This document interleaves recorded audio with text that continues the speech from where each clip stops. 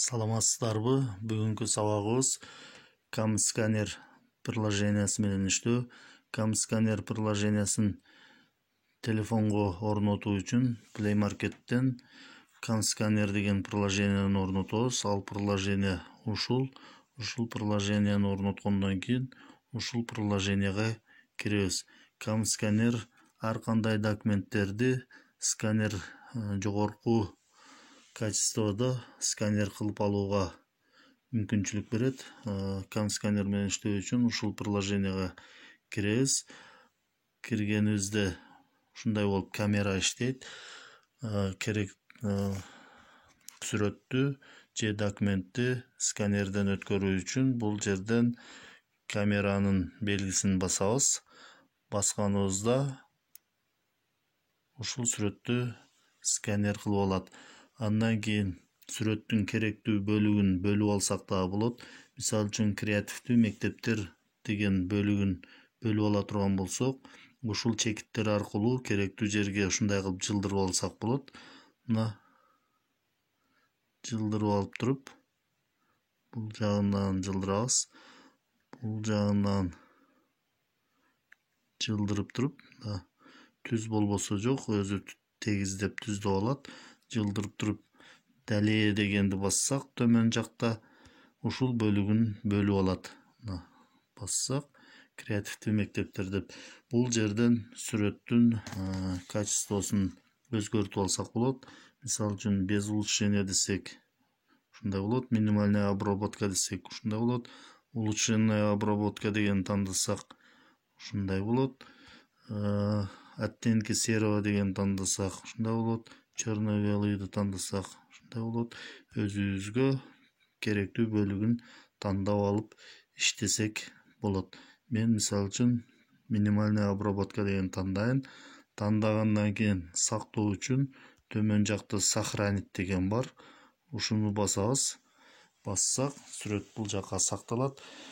Бул сүрөттү соц тармактар аркылуу бөлүшсөк болот, же болбосо VPS офиске жөнөтүп сактасак да болот. Ал үчүн жогору жакта ушул белгини басабыз. Ушул белгини басканыбызда ушундай менюлар чыгат. PDF форматында бөлүшүү үчүн ушуну басабыз. JPEG форматында бөлүшүү үчүн ушуну басабыз. Мисалы үчүн PDF форматында бөлүгүн бассак, бул жактан ушундай менюлар чыгат. Мисалы үчүн WhatsApp'тан бөлүшүү үчүн ушуну басабыз. Telegram'дан бөлүшүү үчүн ушуну басабыз. Эгерде VPS'ке сактай турган болсок, сохранить VPS же болбосо VPS офис дегенди тандасак дагы болот. Google дискке сактай турган болсок, сохранить на диск дегенди басабыз. Бул жерден ушундай кылып бөлүшсөк болот.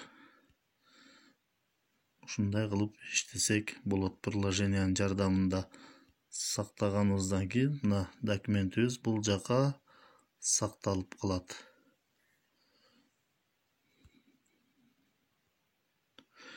Эми китепти тартуу үчүн, мисалы үчүн китептин бетини тарта турган болсок, мисалы ушул креативдүү мектептер деген китептин бир бетин тарта турган болсок, мына тарта турган болсок, китептин аркы бети дагы кошулуп түшүшү мүмкүн. Андан эч нерсе болбойт. Ойлонбой эле тарта беришибиз керек. Тартсак, сканерден өткөрдү. Китептин керектүү бөлүгүн өзү бөлүп алат. Эгерде жылдырып алсак дагы болот. Муну ар кандай кылып коюп туруп, далее дегенди баса турган болсок, ошол бөлүгүн гана бөлүп алат. Тарттык. Андан кийин бул жерден дагы улучшенная обработка деген бассак, бизге тунук кылып жогорку качестводо өзгөртүп берет. Андан кийин төмөн жакта сохранить дегенди басып коебуз. Сакталды. Сакталгандан кийин жанагындай эле ушул бөлүгүнү басып туруп, ар кандай соц тармактар аркылуу бөлүшүп койсок болот. Бул жерде PDF форматында бөлүшсөк болот, JPEG форматында бөлүшсөк болот. Мисалы үчүн PDF форматында бөлүшө турган болсок, PDF дегенди тандасак, бул жактан насос тармактар чыгат. Мисалы үчүн WhatsApp'тан бөлүшө турган болсок, ушуну тандайбыз. Telegram'дан бөлүшө турган болсок, ушуну тандайбыз. VPS офисте сактай турган болсок, ушуну тандап коебуз.